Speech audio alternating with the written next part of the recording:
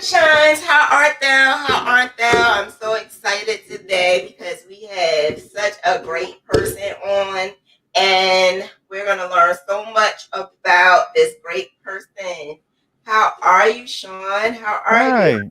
Hi, I'm good. Nice to meet you. Nice to be here. Thank you I, for having me.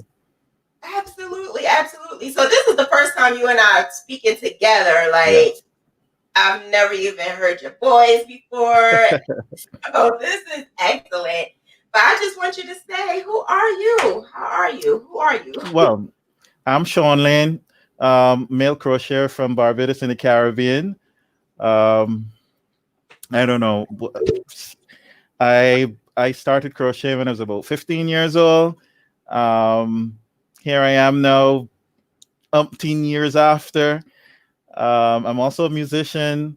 Right now, I'm in studio. I'm in the recording studio. Um, but I'm a pretty simple, chilled person. I love fun. I love everything creative actually. So yes, I do crochet, but I'm involved in lots of creative stuff. Um, so that's me in a nutshell.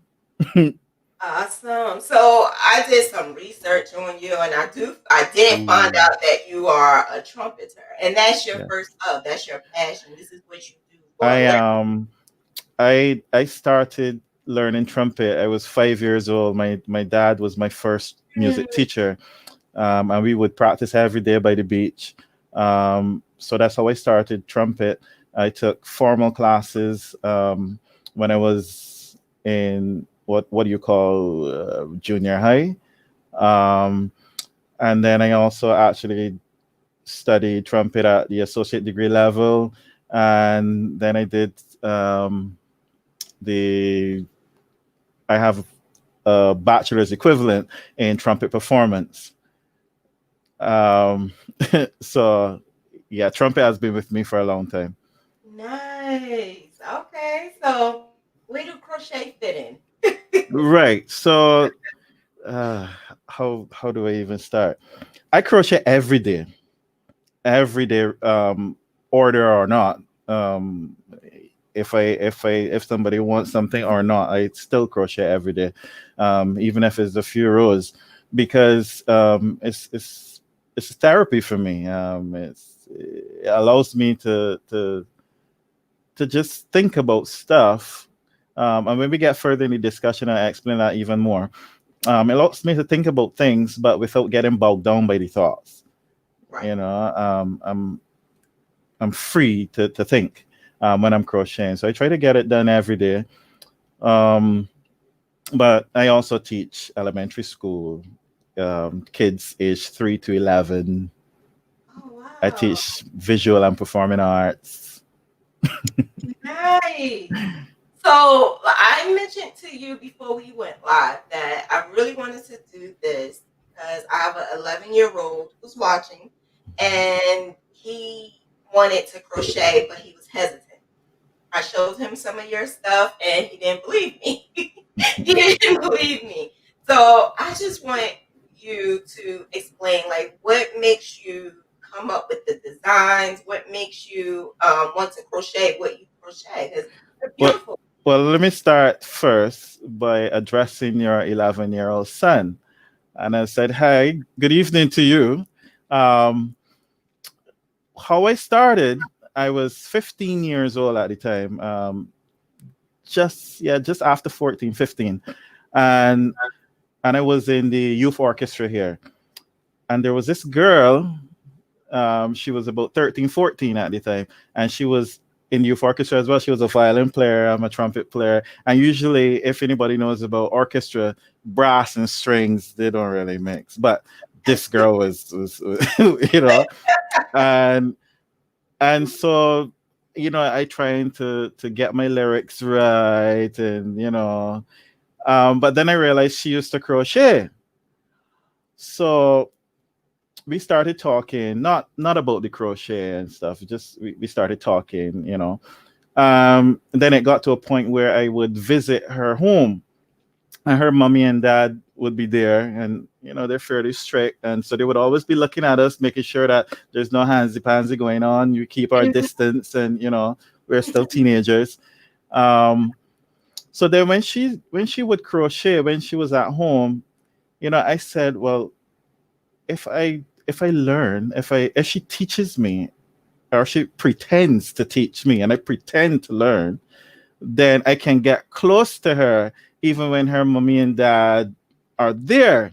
You're You know, so she can hold smart. my she can hold my hand and guide it, and we can Yes. touch, and maybe even come over my shoulder and show me how to You manipulate the are hook. so smart. It- um, so I actually started reading patterns before I knew how to crochet, because as she would be crocheting, because she taught me the terms, I would be reading the line to her as she crocheted, so she would have to stop and read. So I knew how to read patterns before I actually know how to work the stitches.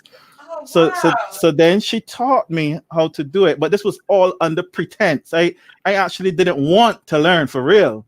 I just wanted to touch her and be near to Yeah, her. yeah, So little did I know that her mom was a even better crocheter than her, and she used to make these big tablecloths and bedspreads and stuff, and she would come over and check to make sure that my stitches were correct, and I and I was doing what I was supposed to be doing. So I had to learn for real. I had to really learn and go home and practice. And so that's my story.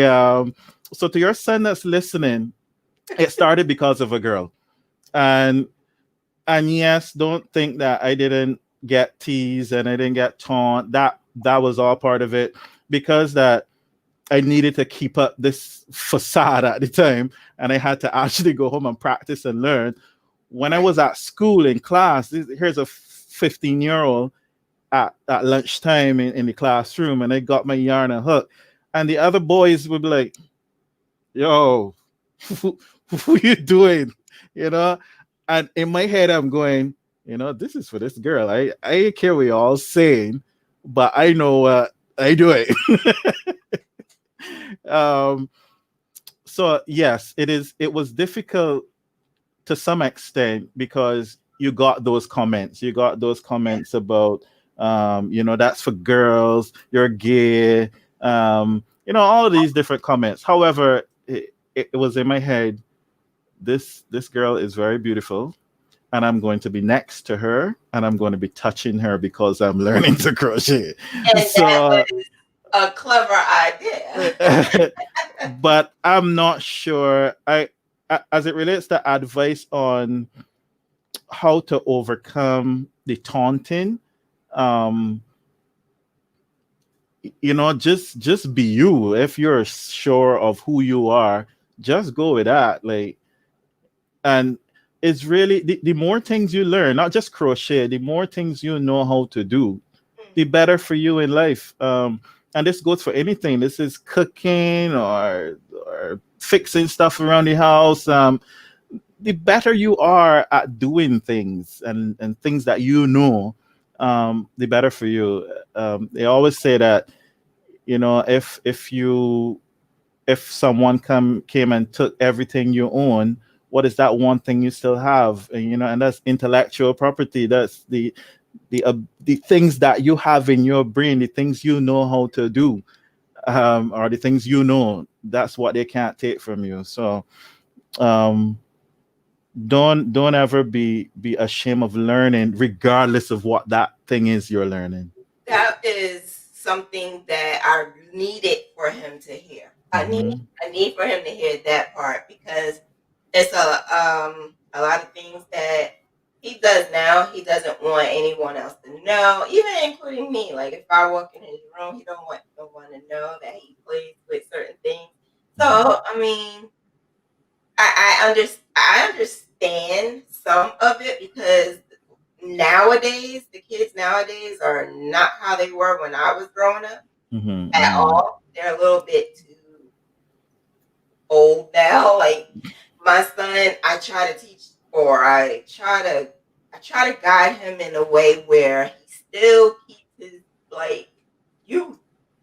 He don't have to grow up too fast. I want him to still, if he wants to play with his toys, play with your toys. Yep. But it's a lot of 11-year-olds now that do not even play with toys because Mhm. they're too busy doing TikTok and stuff like that. Right. So Right. I'm Which trying. is okay too.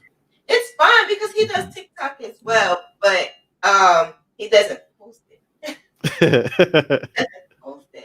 So I mean, he has a best friend, and him and his best friend, they're in there. Well, they haven't seen each other since March. Him and his best friend. Wow. Yeah, because of the whole Corona thing. But I could tell he wants to learn. So I said this would be perfect. Like I would love for you. And then I told him that you're from Barbados, and he's like, Mhm. "Oh my, do he speak like my grandma?" And so you just explained to me that all Caribbeans do not have the same Yes. accent. Every country, even though we are small, I mean, Barbados is 166 square miles. Mm, Like only you can see the entire country in one day. Um, wow, it takes about 25 minutes to get from coast to coast. Um, I never knew. so yeah, so but even though we're small, even within Barbados itself, some people from the south has a slightly different accent from some people in the north. Mhm. So in the Caribbean, we're really close together, but we have so different accents, and this is basically because of how we were colonized, and um, so like for example, Barbados was colonized by the English, but you have other Caribbean territories that were colonized by the French, like Saint Lucia. So you get different accents based on the base language of your colonizers, because obviously you came from Africa and you had to learn their language, you know. So we had to learn English, but so the thing is, the different Caribbean accents is based on all of these different um, language influences. Okay. And it's interesting because our music goes along with that accent. So you know I'm gonna ask you this, right? Do you ever met Rihanna? Rihanna. um, I have never met her like personally, where she knows who I am and we shook hands and oh, that's Rihanna. Um, but we've shared the stage together. I actually perform on the same with this is Barbados is going to be celebrating its 54th year of independence in just a few weeks, and for the 50th anniversary of independence, she was there and I was in the band. She wasn't performing, but she was there in a ceremonial manner. But she was on the stage and I was in the band and we were performing basically for her and some other dignitaries. Um, so no, I've never met her Well, you're so personally. modest. Like anybody else, like, yeah, I met her. I met her. She's like, yeah, I performed with her. You're so modest. I actually performed for Shaggy though. And that was in Jamaica. I was in the backing band. He was performing, and I was in the band that he was performing with. So but again, Shaggy doesn't know who I am. It was a band that it was a multicultural band that was put together from different countries in the Caribbean. It was Jamaican independence, I think, around that time. So yeah, no, I don't know Rihanna like that. So, I got a question. The question is that do you sell your patterns? Yes, he Mhm. does, and it's in the description. You want to talk about your patterns? Yeah. So as I said, I learned to read patterns before I actually learned how to work the stitches. So I knew the terminology in US and UK terms long before, it's over 20 years ago. So I would always see patterns. So when it comes to writing patterns, that was easy. I know there's some people that they have a hard time writing or even reading patterns, but that was the easier part for me. um, I think as a creative or somebody who just want to have, when I have an idea about a piece, the hardest part for me is taking a break to write to take the note as opposed to just going, okay, gotta get it, okay, that's the next step, and then and let me see it come together and it's finished, good, you know. And then I have a finished piece, and then I look at my note sheet, and it's like, oh man, I didn't write anything after row 2. Oh shoot, now I got to make it all over again. You know.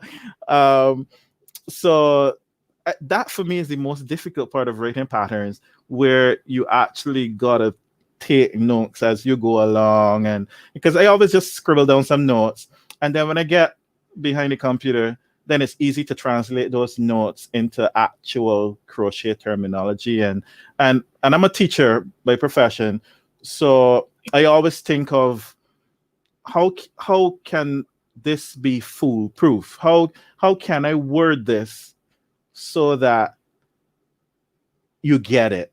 You know, I try not to be too wordy. I try not to be too confusing, and stick to standard terms.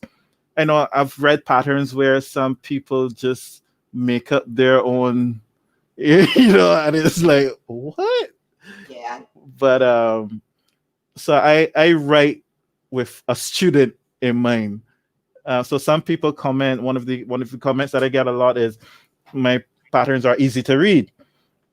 I don't know if that's because it's an easy piece to me, or is that I did a really good job of writing the pattern, or it may be a combination of both. But A combination. yeah, but I do have some patterns on Etsy, and Ravelry as well. Okay. The same patterns, but they're on both platforms. Okay. So Okay. Like I said, a lot of people say how beautiful your work is, and I see how beautiful your work is. That's why when I had put your picture up, I never ever put pieces of anyone's work. I did for you because I see the intricate work. Not saying anyone else don't have hard. They're not hard at their job at what they're doing, but I think that your pieces are really beautiful. What makes you get those types of designs? Do you think of a woman as you're doing it, or like? well, that's a weird question. Um, how do I answer that? I When I first started crocheting, as I said, it was I was using a 1.5 hook and thread and making doilies, because that's what That's what you were. she used to do. Oh, But then I that's why transitioned. you're so intricate. But then I transitioned to yarn, and I think the reason why I transitioned to yarn is I remember seeing someone making a beanie, and the hook was big, and I was like, well, this is good for my hands. Like that, I thought at the time, I thought that that's what crocheting was. That's all it was, just a small hook with this fine thread. And I thought that was the crocheting existence, until I saw this person with this big hook. Because at the time I'm thinking, this is huge, you know, and with yarn, and I was like, but this suits my manly hands. Like I think at that time I was probably about 17 at the time, and I was like, but this is more suiting to me. Um, so then I switched over to yarn, and I started making beanies at first, or what we call here in the Caribbean tams, for rastas and stuff, you know. Um, I got into clothing just a few years ago, actually. Oh, wow. That's when I started crocheting every day. I I really don't know why I chose clothing and why female clothing. Um, but I actually used to pay close attention to female fashion. I did a lot of shopping for my ex-wife, and I would pay close attention to styles and fit and form. And so what I always think of, especially when it comes to designing clothes, is how would a person get in and out of this piece, and how do I work around the look that I want versus the ability for the person to get in and out of it, because it's not spandex. Let's say like you're doing how do I slip this over my hips and it still hug my waist? Right. Um, so there's a lot of thought about form, especially when it comes to breasts. Like I know women like to be supported. So how do you create a piece that out of crochet and still make a woman feel comfortable and confident that you don't have to be worrying or going like this, Right.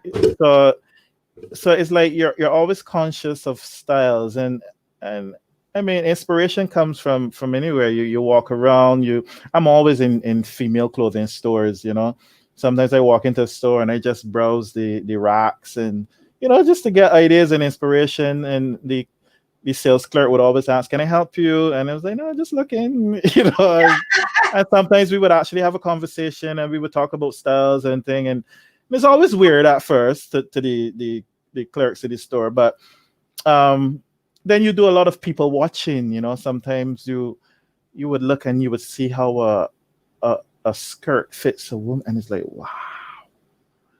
And you try to think, how would I recreate that? So I don't know. That might sound weird to say that I watch women, but I don't know. I am a man, and I'm a straight man, and I watch women a lot. Exactly. Um, That's why I'm like, that's I, not bad. I, You I looking at actually women like, I oh, actually was having a conversation with a friend of mine 2 days ago, and I was telling her that a woman in lingerie or a swimsuit is more attractive to a man than she being naked.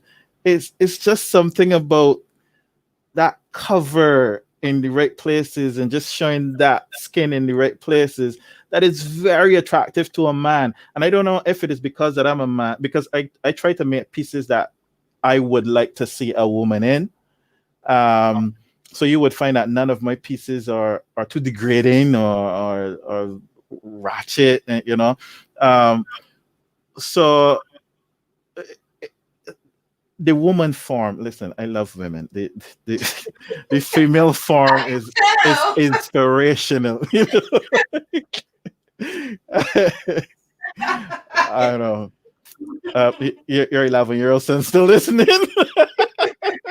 Well, no, he's not listening anymore. I guess he bored. He got bored. Oh But man. what I thought about also was the fact that um, I see you on social media, but Mhm.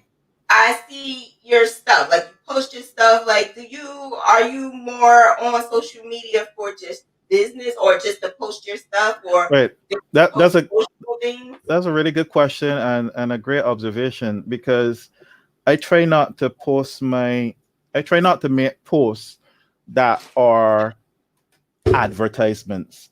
You will never see a post from me saying that a piece is for sale, um, or that this piece costs this amount. My pieces, especially Instagram, is more of is an outlet for people to see my creative prowess, or my the work that I do, or my creative expression of who I am and what I want to share creatively. So it's more of, like, I would say, a candy, or look at what I do, you know um because crochet for me has evolved to therapy. I was formally diagnosed with major depressive disorder 3 years ago, and it has become a mainstay in my life, crochet. And that's what I said, that crocheting allows me to think and deal with dark and deep thoughts without being debilitated by them. Um, so I'm able to tackle some difficult thoughts, but still stay alive, still do things. And if that is all I achieve that particular day, then at the end of the day, you look back and you go like, wow, I did this. And you feel something, you feel good, because the way how depression is sometimes, and I know there are a lot of fiber artists, especially crocheters and knitters, that crochet to get over anxiety and depression. So your viewers might understand what I'm saying, but there might be a day when you wake up and you feel just like you can't, and you would stay in bed, you don't shower, you don't eat, and the day will pass, and you lay in the couch sometimes, and you flick through channels, and you sleep, and you wake up, and you sleep, and then it's nighttime, and you look back on your day, and you go like, what a waste of a day. And then just cycles all over again, and you start feeling guilty of wasting a day. And so crochet helped with that, because if all you did that day was a few rows, at least you did something and it looks beautiful.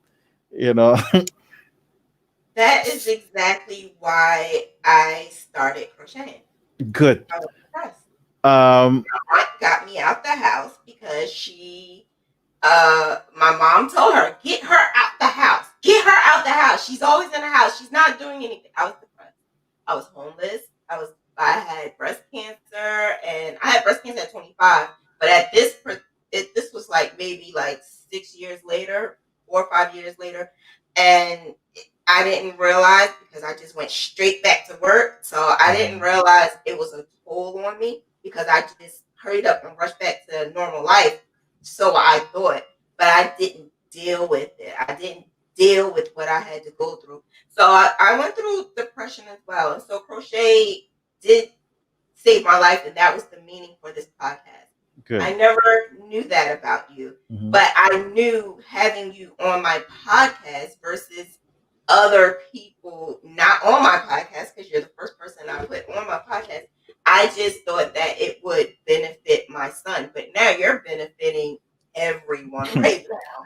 Right. Everyone. So what happened is that, because that I needed to crochet, and I would do it, as I said, regardless of if I had an order to fulfill or not, I would end up with room full of pieces. I would end up with finished pieces that needed an audience. And again, my personal philosophy as a creative, as a musician and artist, is that a work of art without an audience is incomplete. You create this masterpiece and no one sees it. Right. It's like, is it completed? Is it finished? So my philosophy is that artwork needs an audience, to be completed. So that's when I started new social media accounts.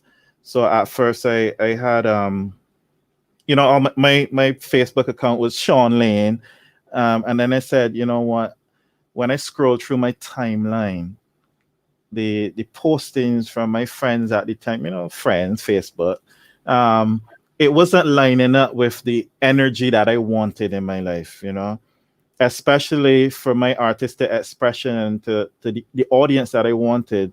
So I created new social media accounts, and I started Instagram, and it was just to share what I would have achieved from a therapeutic exercise, really. And obviously through that, people would start messaging and asking, and then the business side start to come into play. um i I give away lots of pieces, but at the same time, when I price, or when I sell in a piece, like if I don't know who the person is and they ask me, hey, I need something made, and how much is it going to cost, I quote market price. I'm not going to do my crocheters a disservice by saying, oh, well, I just do this as therapy, so just give me the material costs and I'm good. No, I will never do that. I will always charge market price, regardless if I need it or not.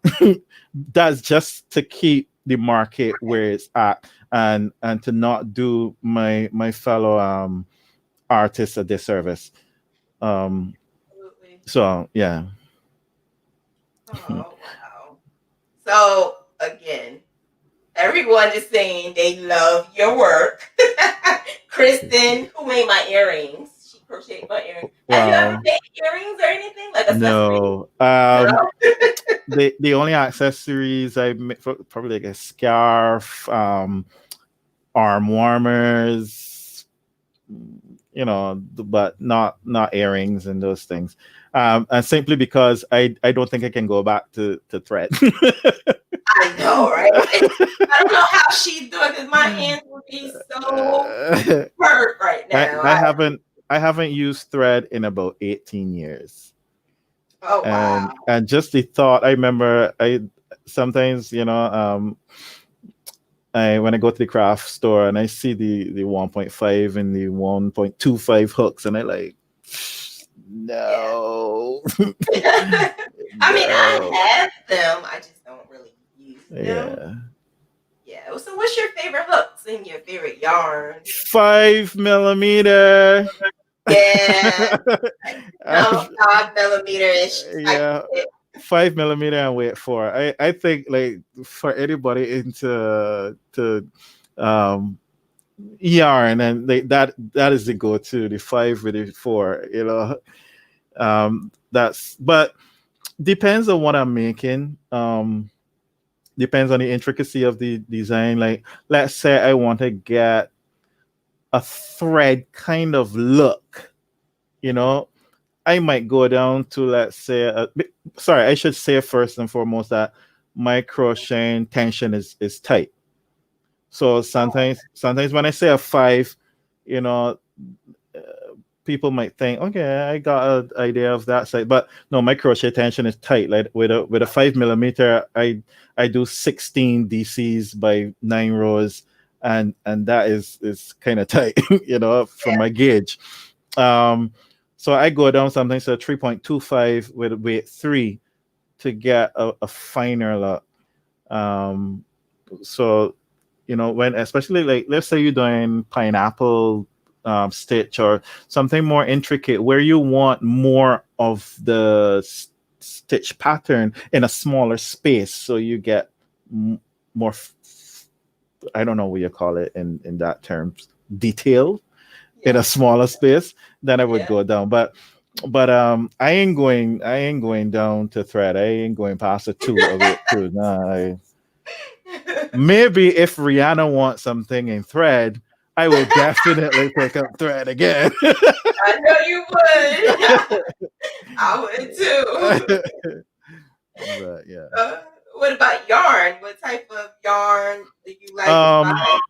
no, the type of yarn is kind of a weird thing because of where I live, in the Caribbean, as it relates to supply chain and stuff. In Barbados, the most popular yarn brand is Red Heart, and I know Red Heart gets a lot of hate in the crocheting community.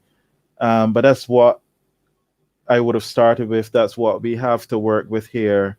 So you get to a point where you learn the flaws of the yarn. You learn how to, because obviously any brand yarn has lots of different lines. So you have Red Heart Right. Soft, Red Heart Fashion Soft.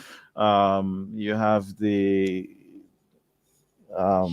color Stripes. escape, the stripes, the hopscotch. You have different, and so okay, I can't do super saver with this.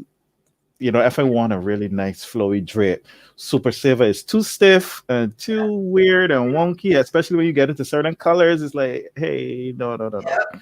You know, so because of where I live as it relates to the ease of getting the yarn, um, I often default to Red Heart Soft or Red Heart Fashion Soft. Um, but I have used so many different types, when I do get it from overseas. I remember using, I love this cotton. That was awesome. Oh, yes, that's my Uh, favorite. um, Yeah, that's my favorite. I have so much of it. It's a shame. yeah. I I've don't used even use a lot. I've did some beanies in alpaca. That's a nice feel. I can't remember the brand, but that was nice. But I've never, the boutique yarns I've never used before, the hand dyed stuff, and the the merino and the bamboo yarns. I've never gotten into those kind of boutique yarns just simply because of the difficulty of getting it here. And sorry, right now the US is not a place that I'm very interested in visiting right now. I'm sorry to all I'm your not US even visitors. interested in visiting right now, and I'm here. You don't even have to apologize. I'm Oh ready to go God. to Canada. So maybe I'll go to Barbados. I don't know, but I understand. I just want. I was going to say because have you ever did like a yarn swap? Because there are some groups that do yarn swaps for people who are in different countries and they want to learn different types of yarn. I think your work would look extremely well with merino or Mhm. some other type of like cotton yarn. It would look so Well, the thing is, late last year, I actually had plans to visit the US. It was going to be a family trip. okay. Um, then around January, February, I was like, oh, hold up, let, What's let going me, on? you know. Um, Mhm. but but yeah, that was the next thing for me was to get into those different types of yarns. Um, it will happen. Um, it's neither here or there for me. It will happen. But I love when because that I sell patterns online. I love when people show me pictures of their Yeah, patterns using the yarns that are nice yarns. yes, I yarn feel are good about that. yeah. I saw it's a dress that you have. It's so beautiful. A young lady made it and she posted in Sunray, Chasing Sunray's group. Hmm. And when she posted, I'm looking, I'm like, this looks so familiar, but I didn't put two and two together until because she said Shawn Layne. I didn't know who Shawn Layne was. So I Right. didn't know it was you. I know And BNHO. But right. what I also want you to know, because I found out today what BNHO is, everyone else wants to know. What is BNHO crochet? BNHO crochet. So the letters BNHO, if you are speaking Spanish and you say those letters in English to a Spanish person, it sounds like bien hecho, which is well done or well made. Bien, Hecho, hecho. That's well done or well made in Spanish. So Yeah, that's where bien hecho crochet comes from. Um, I thought that was clever. well I done, thought that was crochet. clever. And, um, and you thought of that name how? Like, how did you get that name? What well, made you think of the word? I'm also fluent in Spanish. So so because that I don't know, I the creative nature in me, I always look for these like any ways of self-expression I love. And for me, the best form of self-expression is art, music, language, and craft, like craft, music, language, um, and then fashion and so on and so forth, and food, of course. So I love ways of self-expression and how we express ourselves in different cultures, and so you find these linkages and you realize, hey, BNHO, those are actual letters in English, and you look for these things, and it's always fun when you find these things. That's uh, why I said that's so clever. mm. You Mo- have such an artistic mind. Like your whole entire mind and mm. everything about you is just so artistical.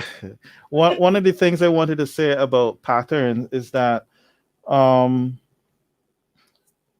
the the ability to create a pattern. Let's say you have a design and you can share your design remotely via a pattern. So the world can have your design on their backs, but without you actually hand making it.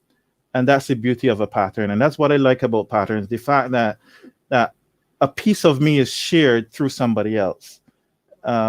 So and I think like which is different for let's say like a fashion brand or a fashion label like I don't know, call one Calvin Klein. You Yeah. know, you can't go and buy a Calvin Klein pattern and then you go in your home and make a Calvin Klein underwear, you know. So Right. so it is like I like the ability to share me through a pattern. Um that's how I feel about patterns. Wow. I saw your models. You have excellent, beautiful models. Are they your friends? That laugh is crazy. Your laugh, man, it just volume. But where well do you find your models? well because that I'm a musician and I'm involved in the cultural industries here in Barbados, I'm always on a stage.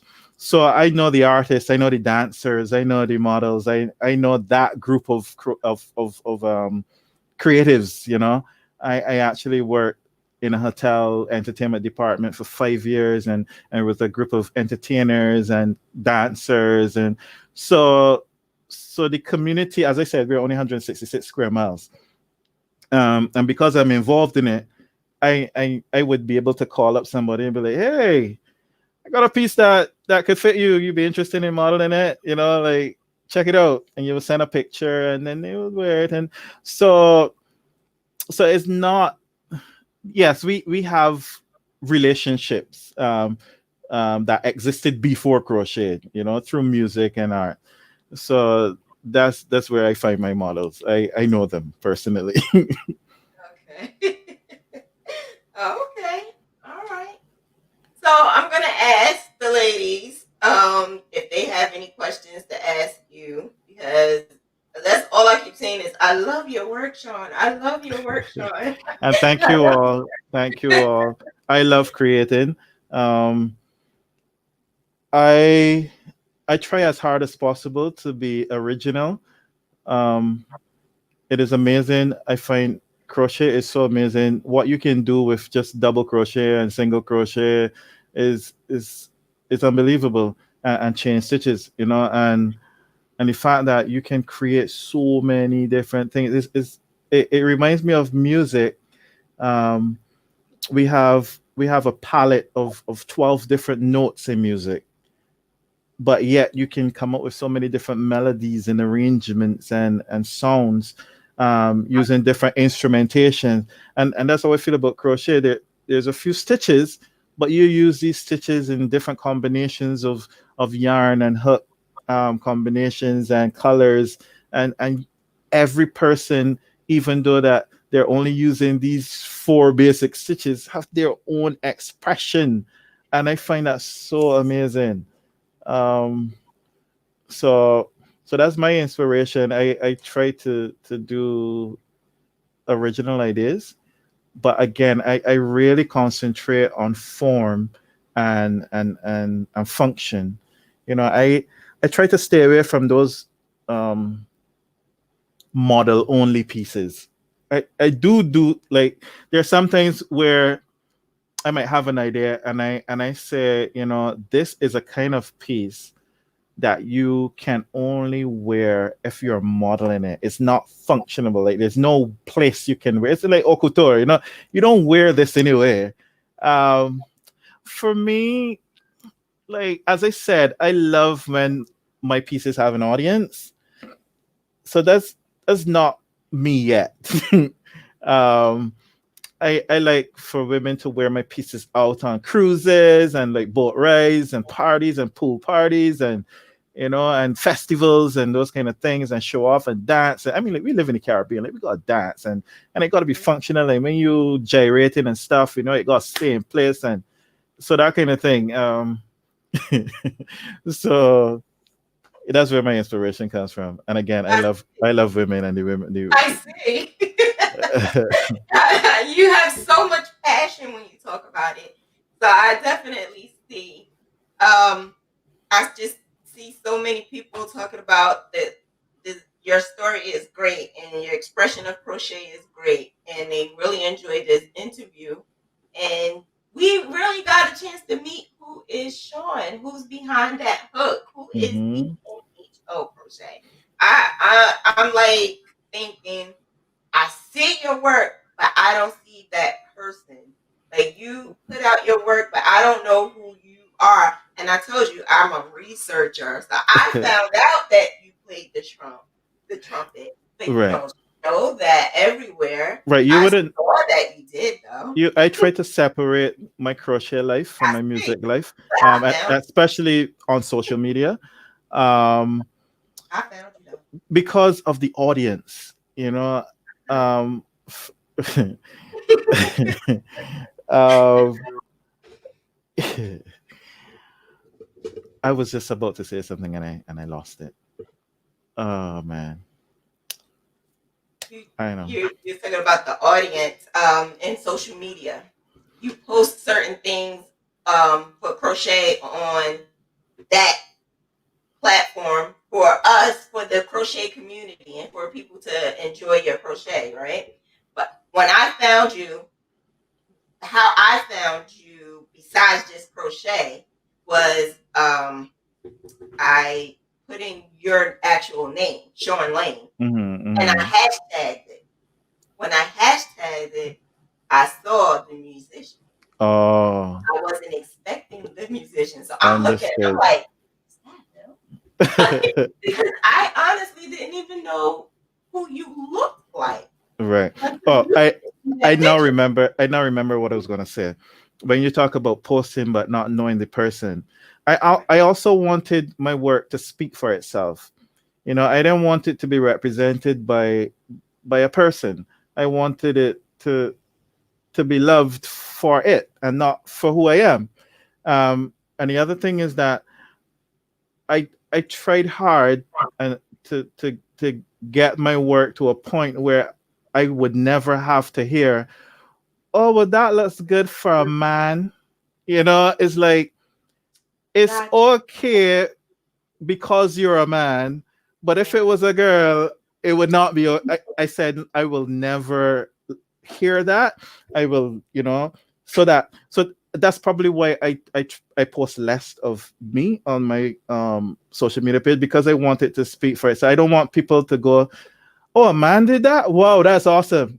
No, I want it to be awesome before you even knowing who did it. They don't pity me, Don't, so it's not because you know me or because that I'm a man or a woman or because I'm gay or straight or what. I want my work to. I want you to like my work because you like my work, and that's Right. just it. So, right, that's what I was going to say. That's probably why I just post abstractly.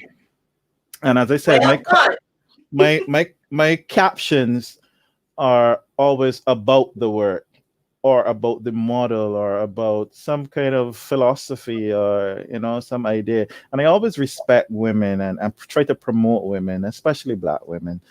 you know um so again, I don't do degrading pieces. I don't do anything that look kind of Sluttish. yeah, yeah. Listen, I'm very open. I say a lot that just comes out. Some people be like, "Did she really just say that?" But um I'm not vulgar with my mouth. But I just wanted to also mention the fact that you're a teacher, you're an artist, you are all of this. And are you okay now? Are you happy with yourself now? Are you still in the same position where you felt like 3 years ago where you were depressed? Like, are you okay, Shawn? Is everything okay? Well, and I mean, anybody who has been diagnosed with depression never really gets to okay. You might get to acceptance. I don't think that I would ever go back to the Shawn Layne before depression, but you get to learn how to deal with certain things and certain thoughts and feels and stuff. What I would say though is that I'm not yet where I want to be. Like for example, I'm currently on sick leave. I visited. the doctor. What it is Thursday? Yesterday, actually, I saw a psychiatrist yesterday. Um, so I'm still on medication. I'm still dealing with symptoms, and so uh, no, I'm not where I would like to be, but I'm appreciative of my life. I'm nowhere near where I was 3 years ago when I was first diagnosed. I'm not in that dark place anymore. I want to live. I want to be here. I want to continue. Um, so there are things I enjoy again, and so that's the positive. That's excellent. Um, I actually had to go through therapy myself. A lot of people don't want to, and they look at therapy as being weak. It helped, and it helped me. I even was prescribed medication, and I don't see anything wrong with people who need medication to help them move on.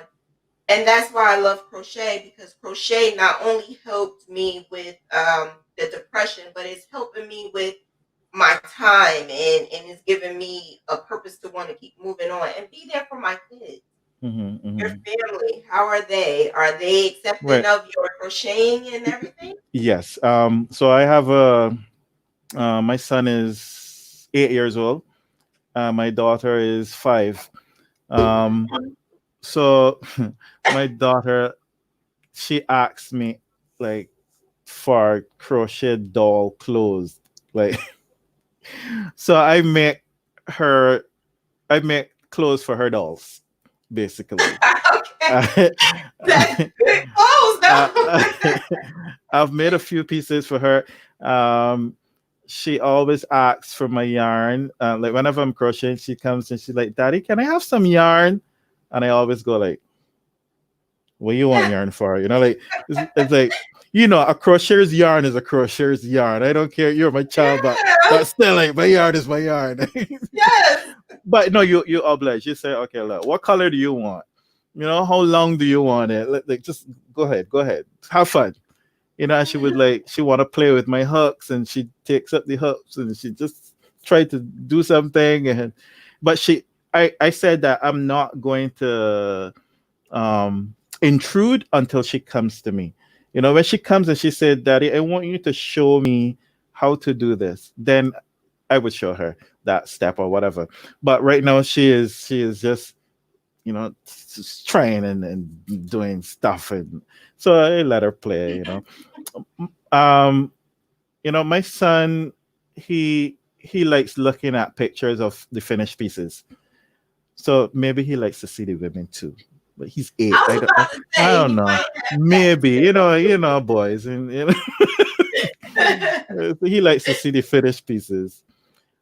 that. Sometimes what is funny is that my daughter is 5, and sometimes I would show her some like she because they always like going through my phone and my pictures. They like scrolling through pictures because I take a lot of pictures of the different stages. So every stage I would stop and just take a little picture and go through. So they like Yeah, that. So then sometimes I'll be on Instagram, and she would be and I would be it would not be my profile. I just scrolling through my timeline, and and I going through different crocheters work, and sometimes I might come across a bikini, let's say a thong bikini. So she'd be like, wait, let me see that. And she's 5 years old. And I'd be like, you like that piece? And she'd be like, no. And I'd be like, why not?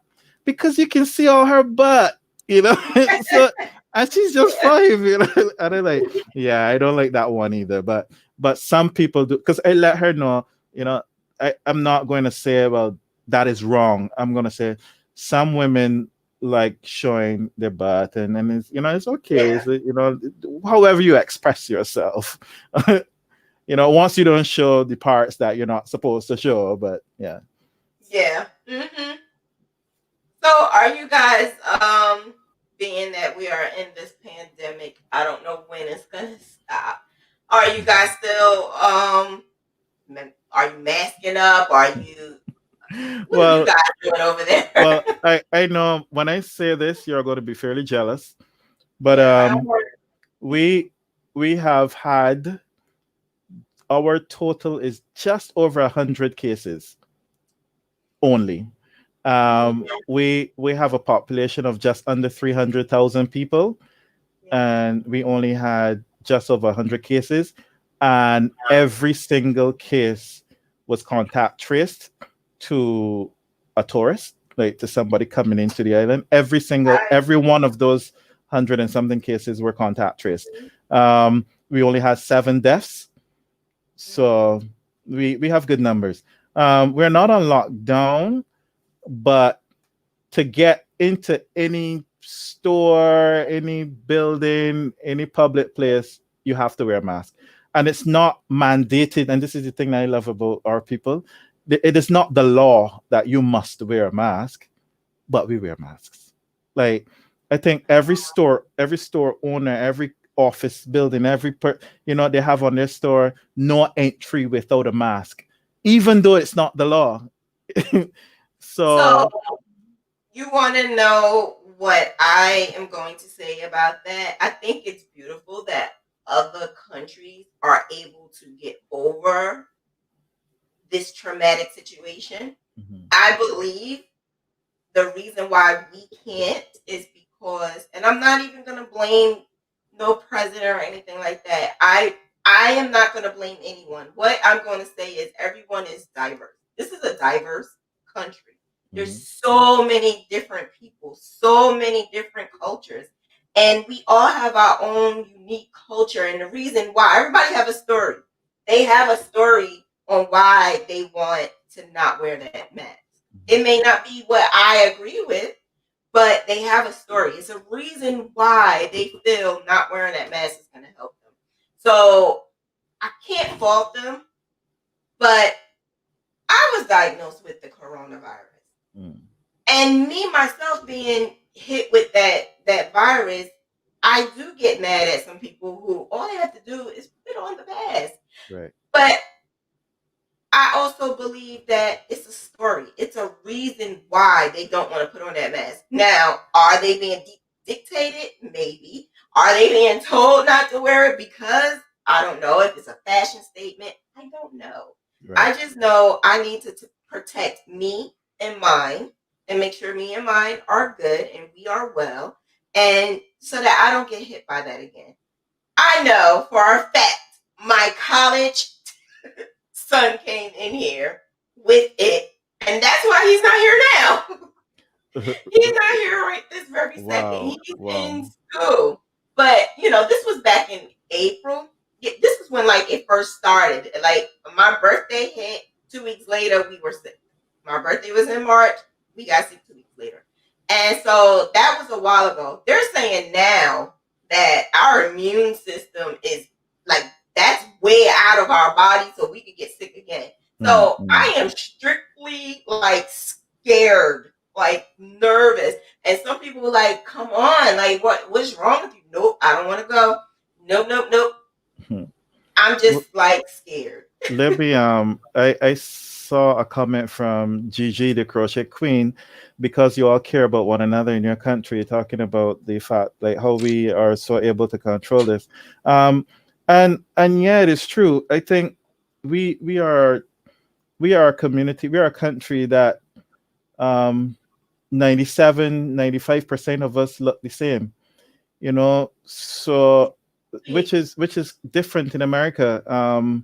There's so many different people, and I think that when you talk about care about one another, it comes down to really culture and family and who you this whole idea of who you relate to. I still think there's a lot of segregation in America, and that might be why it might seem like y'all don't care about each other, but you do care about your immediate people. It is just that there's so many different people. America is, as you said, is this melting pot of cultures. So yeah, we all kind of look the same here. We all grew up together. It's very small. Everybody know everybody. Everybody in everybody business. So, the funny thing is that if let's say somebody got coronavirus through somebody else, everybody knows who that person is. You know, it's like, wait, that's the woman from down the road. You know, it's like there's no anonymity here. Here Um, it's not and like that. and I saw hooks up. Elma Clark said, "Big up Bim." Only somebody from Barbados would use that word "bim" to refer to us. So Elma Clark gotta be a Bajan. Hi to you. Also, Black Lives Matters. That's Blim. What? That's Oh, I don't Bim. know what that is. Um, Bim. No, some. As I said, only if you're a Bajan or somebody from England, um, because we were colonized by England, we were called Bimshire. Bimshire. That's what we were called, Bimshire. So that was the name that the English gave to us. So I see she said big up Bim. So that's a Barbadian history that even our area code is based around BIM. 246 is our country code, our area code. And that's because on a numeric pad, 2 would be B, and 4 would be I, and 6 would be M. So it's like Oh yeah. BIM 246, you know. So, but yeah, we Okay, are look at called. me for history too. So in Barbados, we are called Barbadians or Bajans, and we are called Bajans, Bajan, because of how the English pronounce the word Barbadians. So the English accent, they would say Barbadian. You old Barbadians where you live. So that di, when an English person pronounce Dian, Barbadian, they would say it would sound like a J, Barbadian. So we just say Bajan.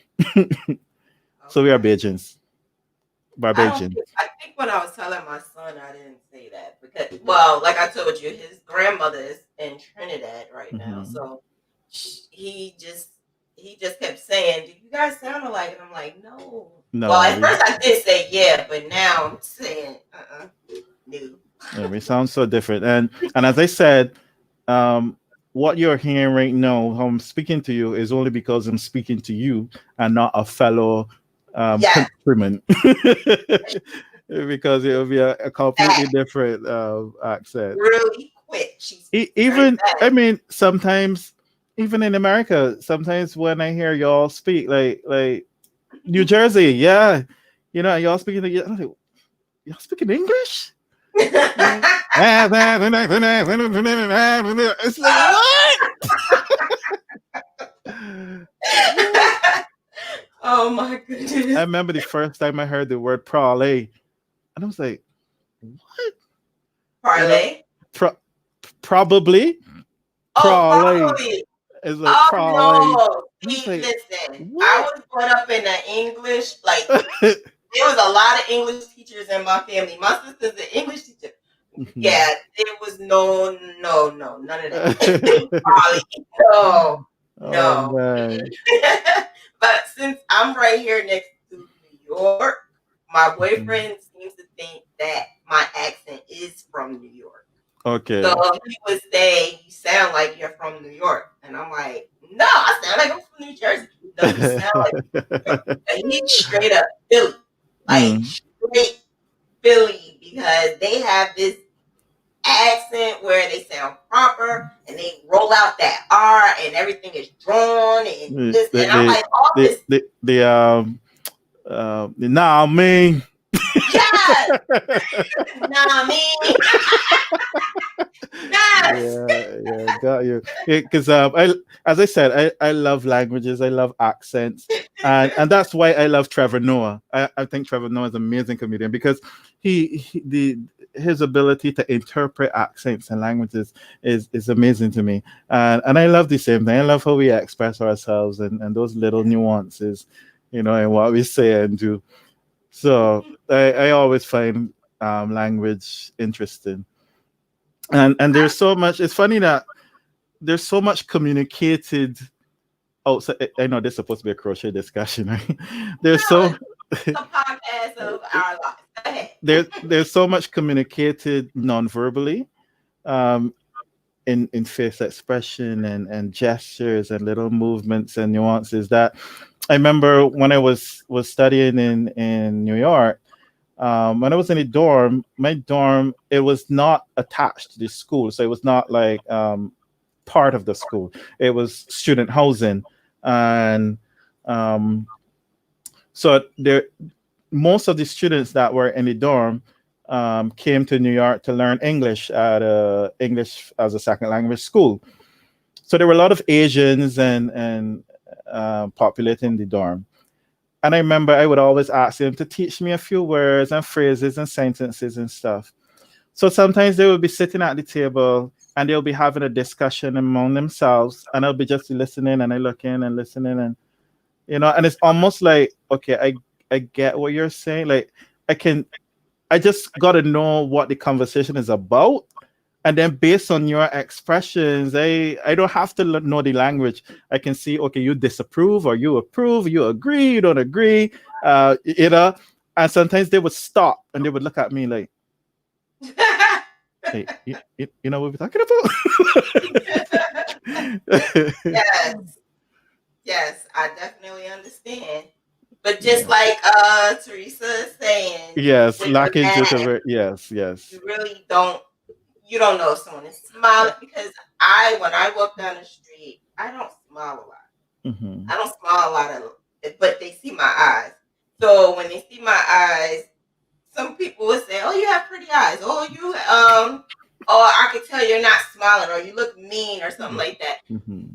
When I walk down the street, I look like I'm in business. I listen to my headphones, but because my hair covering up, they think I'm ignoring them. So then I get the, why you not this? Why you not that? And Yeah. so when I wear my shirt that has my logo on, I change the conversation. So the conversation is, do you crochet? Do you do this? And my mask is my logo. So now I had to do that, not just, well, it's my brand. I want the conversation to be about my brand. But I also noticed that before the mask, everyone used to say, I look mean, and Hmm. I look sad, I look mad, and it wasn't the case. I just stay to myself. I'm in Jersey City. I'm in the hood. I don't want nobody talking to me, and I won't say that Hmm. to you. I just go straight. Right. But Which I is, which had is no choice. which is a different vibe and culture here in the Caribbean in the whole. Barbados, especially, one of the main comments that tourists make about our people is that how friendly we are, and I think that that comment comes from um, how different that interpersonal interaction is in the U.S. because you were brought up in the Caribbean to say good morning, good evening, hello, hi to every person you meet. So much so that you were scolded or even given a lash as a child if you were to pass an older person, an adult on the street without saying a word. You go to the bus stop and there are people waiting at the bus stop, and you tell everybody good morning. And or you enter a bus and you say good evening, everybody. So we are very interactive people here. We speak to everybody. We even if it's just a nod or hi. Um, but it is a very different atmosphere in the US. And even I was in the US studying in 2008, 9. Um, and I remember my first experience going in the subway, and I went down on the platform, and when it was the morning, I about to get a train to school, and I remember going on the platform and I seen a set of people waiting. I was like, "Good morning," and everybody looked at me like, "I know you." No, Like, it's I not know it. you? Who's Yeah. you? You know? And it was the weirdest thing to me. It was like, what is like okay, whatever. Yeah, So they are not. And I think it's more so because there's so many people that's robbing, and there's so many people that want to ask for food or money, and so I think that everybody just want to stay to this. Well, I know that's me. I like to stay to myself. I don't want anybody asking me for no money. Don't ask me for this, don't expect Mhm. that. And if you're too close around me, I need to make sure my surroundings. That's how I was brought up. I'm Mm-mm. also I lost your audio.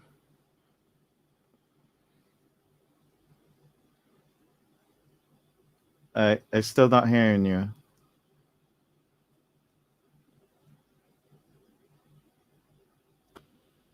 There you are.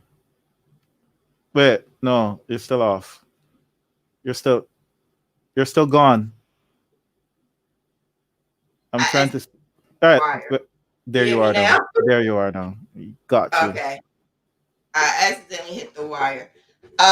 What I was saying was I have to basically protect myself. One of my admins, she always say that I'm rough, like on the edges, but I'm really not. Like she thinks that I sound like DMX with singing Twinkle Twinkle Little Star because she always say that. She always say Twinkle Twinkle Little Star because she thinks that I'm just being like real rough around the edge and I'm Mhm. real New York kid and I'm this and I'm that. When really I'm just a sweetheart. I'm really, really, really, really nice and really cool. Mm. But I was brought up in a way where I had to protect myself. I had to protect my family, my kids. I had to do that. So I had to be the rough chick. Which is what sometimes we in the Caribbean we have a hard time trying to understand Black Americans. Um, but I always say to them, the Caribbean is predominantly black. You know, um, we never had to deal with fear of living, just like going to school, going to work, going into town, going shopping. We never had that fear of being watched or targeted, or you know so it is a whole different vibe when your parents or grandparents would have gone through that. So your upbringing is based on their life, because that's how we raise our children, based on our lives, in some way, in some form or fashion. Right. So if you can understand that as a Caribbean person, then you can understand the plight or behavior of a Black American. Um, it took me a while, sitting on a train. Um, my first month was a culture shock in the U.S. Sitting on a train, and I was on a white line list where I lived in New York. My train was predominantly white, but I didn't feel uneasy. I didn't feel, it was like I know who I am, and I dress decent. I got on loafers and slacks, and you know.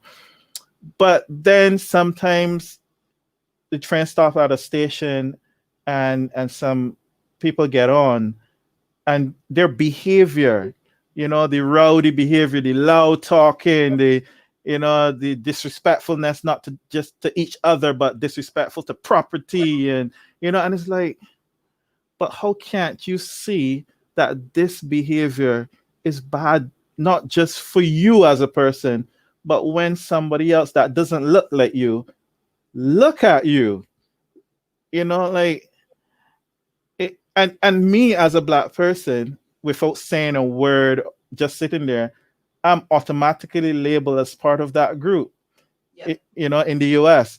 So it was a culture shock, but then you understand, it's like what you had to deal with, or what you're still dealing with, I should say. It's hard, and something that I, as a person growing up in the Caribbean, can't possibly begin to understand. So yeah, like, it is what it is. That's why I'm not in any hurry to visit you all anytime I soon. understand. I definitely understand. But if anyone will have any questions, we have a little bit more time. If you have any questions to ask Shawn, I do know you might want to see this one. Matt, hello, chat. Big up to Shawn and Division Massive, LOL, being raised in the USVI, United States Virgin Islands. There was nothing bush Yeah. tea, aloe vera, and dip and drinking water. Did not care. Nice to be here and hear your stories. Okay. Oh man, All right. You that is drink bush tea? that is so funny. Yes, the funny we all call it different things in the Caribbean. We say bush tea, seriously bush, yeah, bush tea. Basically a wild bush growing in your backyard, and you take that and you steep it in some water and you make tea and you Well, drink. can't do that here. And Because you know that the man around the corner pissed in your backyard. You can't do that exactly. here. And so you can cure the common cold, um, flu. Like your granny Oh, thought that wow. drinking this tea was like you anything you can cure with this. It's like this is the miracle bush right here. But you said it didn't. And taking a sea bath, going to the sea, going to the beach, and just dipping in the sea for an hour, and then come home. It's like, all right, you're good. You got the cold, go to the sea. The Oh, wow. yeah. Wow. See, that makes me really want to go there. And I always wanted to go to Trinidad because my son's grandmother's there. So I wanted him to see his grandma, and I just want to be able to go. But I have not been able to go yet. I just love the Caribbean islands. I love the accents. I love the cultures. I'm always, always, always like saying how my ancestors, I'm still in the process of looking them up, the Doritos, they are from the Caribbean. I'm just not exactly sure from where because they had these crazy accents. And I was young talking like them. I was like a baby talking like them and never knew. I never knew. I never knew. I just was talking like them. Wow. Yeah, it's just crazy. So I see nobody have any questions. They just think this stuff is hot. No questions, nothing. Yes, I'm single. I'm single. Okay, what type of woman are you looking for? I'm actually not looking currently. I'm just joking. I'm just joking. No, I think as I was talking about the depression and stuff, I think I think it is fair for me to work on me first, before I it wouldn't be fair to enter a relationship now, or should I say a serious relationship, There's nothing wrong with going on a date here and be, there. And that's what yeah, happened but to me. I yeah. did that and I wasn't fully over my last relationship. And I got into this Philly guy and that Philly accent took over. But I think we're doing pretty well. And I think my self-esteem is up, my business is up, everything is up. I think that I just had a dark cloud over me with that last relationship because he wasn't supportive and he wasn't doing what he needed to do as a man and a dad. So that's what made me depressed because I've always been in control and I've always had everything taken care of, and things just started lacking. I got complacent. I'm good now, but for you, I think that being that you do the crochet and then you have your music, do you just play here and there like your trumpet? Will you just pull it out and just play? Well, not really. Um, I right now, like the musical project that I'm working on right now, um, I'm doing compositions for orchestra. There's the Barbados National Youth Symphony Orchestra. I'm doing a collection of compositions for them right now. That's what I'm currently working on. Actually, I'm about finished with those. Um, I A few weeks ago, I finished producing a song for a new gospel artist. Um, what else I've been doing musically? I've been doing some recording for some other artists here, but our local festivals have been just shut down. So we had no local music festival this year called Crop Over. We had no Crop Over this year, and that is a big moneymaker for musicians, entertainers, everybody in the creative industry. Um, Also, there are lots of events. It's like a festival that lasts for about 2 months, give or take, and there are lots of different events around that festival. So that's where I would mostly perform. Um, in addition to other little productions and stuff that come up, I play in a brass quartet. We do weddings and different functions and stuff. But because of COVID, everybody is scaling down and doing smaller events, and maybe doing recorded music as opposed to live musicians and stuff. But they're slowly getting back to some level of normalcy here. But there's still the thing at the back of your head going, we gotta be careful, we gotta be cautious. Yeah. Yeah. So, I just want to say thank you so much. Is there You're very anything you want welcome. to let everyone know before we go? um the Caribbean, Barbados is open to tourists. Before COVID, tourism was our number one industry. Actually, tourism took over sugarcane, and COVID came and lick everything up and totally destroyed our economy because of lack of tourism. We're open. You just need a negative COVID test. You're going to get another one here. It's about once you show up with a negative test and you get one here, I think it's about 3 days in isolation, and then you're good to go. Come, man, like we need your You need our money? patronization. Yeah, yeah, like come. Yeah. Um, so Yeah, we so need as something. as Nat said, yeah, if you're looking for a crochet retreat, Mhm. I'll gladly host you as long as you're negative and you meet all the COVID guidelines that we follow here very closely. Absolutely. Absolutely. Absolutely. We could, you know what? I think that would be great. Maybe sometime next year, like maybe and around my birthday in March. and the What funny sign are you? say again, What's your birthday sign? Your zodiac sign? I'm a Scorpio. Check it out. Let me see. Everybody can see this. Can you see it? Can you see it? What is it? Uh, uh, uh, Oh, it's a Scorpion? Scorpion. Yes, Scorpion. Yes. My birthday is the 18th of November. That's like what, next week? Week after next? Yeah, week Oh after wow. next. Happy birthday. What are you gonna do? I don't know. I actually have an appointment with my psychiatrist on that day. I do that So like yesterday when I went, too. we schedule A birthday appointment.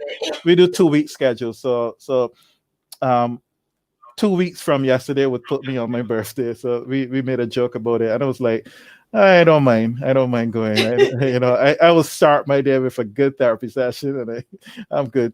Um, so yeah, if you're looking for a crochet retreat, a lot of the hotels and Airbnbs have specials going on. You're trying to get people in.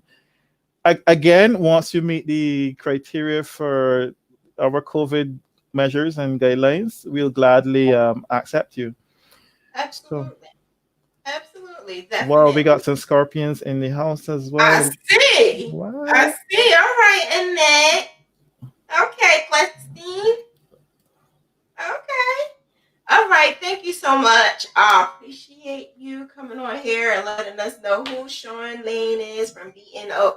BNHO Crochet. Yes. And So you can say it like so. So if you didn't know any Spanish at all, and you say BNHO, BNHO, well done, BNHO, and you usually say it with a little clap, like the Spanish people, like if you're doing cha cha cha, or they like, bien hecho or bravo is like bien hecho, well yeah, done. but I don't speak Spanish, so I'm gonna probably I'm gonna say it wrong all the time. I'm gonna say BNHO crochet. Bien hecho. That's But cool. everybody know who you are regardless. So I don't even Yeah. have to say anything. They know who you are. They know. So are you coming out with some good new pieces?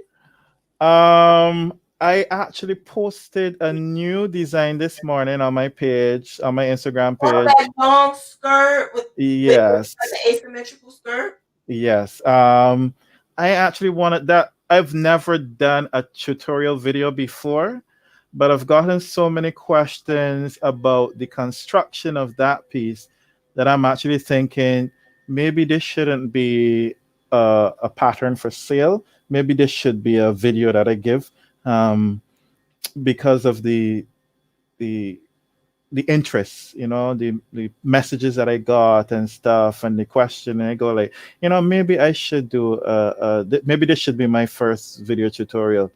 So look out for that. I promise you that I will do a tutorial for that skirt.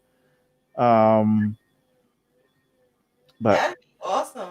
I um, think a lot of people rather do the video. I'd rather read, but a lot of people are loving the videos now. mhm. So I that as it relates to crocheting, I got a very positive message this morning for a collaboration. I cannot talk about it right now, but the lady that I'm going to be making for is huge. Oh man. So I'm really looking forward to that. Um, it's going to be for our independence. Our Barbados independence is November 30th. So look out for that as well. okay. And And I did not ask you this one last question, and I ask everyone this: have you ever done a Graphghan? have I ever done? A Graphghan? My N- pictures and putting them into stuff. no, I've never. Um, simply because I I don't know. I tend not to get um enjoyment from just going like this, I don't think a lot of people get enjoyment from so doing like so that. like things like blankets and scarves, and it's like, oh my gosh. So you're The- absolutely 10,000% right, and that's the reason why I never started off with the Graphghan at first. But Mhm. what made me love it is because I am creating the design, and it's like a puzzle for me. So as I'm crocheting back and forth, I'm creating that puzzle, Mm, and that mm. puzzle is coming to life. So that's why I I get like. you. But some people, it's just not their thing. It's not their niche, and that's I fine. get you. But my son right here, he's Lex Mhm. Eli. So, yeah, Eli, just say hello and actually come in for a second so he can say hi. Let me just respond to Crafty Reseller. Does Sean have a YouTube channel? I've never done a video yet, so but look out soon, soon. I promise you. I'm gonna take the next few days to really get something done. So we're gonna be looking for something within the next week. Yes, yes, I promise. That would be awesome. I would really love to see that. So, thank you again. My son is shy. He's not. I don't He's know not why coming. he's shy. He is so not shy. Listen, tell him. Look, just show. He started anything yet? Anything at all? Even just chains? Look, show him a chain. Give him the biggest hook you have. Let him do some chains and just go, man. Just do chains. Like, get it right. Just practice chains. That's Like all. you did with your daughter, right? That's your lesson for the next 2 weeks. Do some chains. Okay. I will get him some chains. All right. Okay. So thank you so much for coming You're on my welcome. podcast and making And my thank you everybody for viewing and your comments. This is inspirational. You know, when I started to share my stuff, um, what I look forward to were the comments and the likes, because it kind of adds validation to you. It says to you, you are good. You are good enough. Yay, keep it up. And I think the crocheting and fiber arts crowd are the most like supportive crowd I ever came across. And that's very inspirational for me. So I really appreciate the viewership tonight and the comments. And I thank you all. Aw, thank you for sharing your story. I appreciate that. I appreciate that for real. Because it's so many of us who have a lot of things going on, and depression is really huge and no one likes to talk about it. But to hear Mhm. your story, it's definitely going to help someone else. I really do appreciate that. I Yeah. really do. But yeah, all right. So you go ahead. You have a good night. And I am so thankful. Have a good night, everybody. Bye bye, Bye. everybody.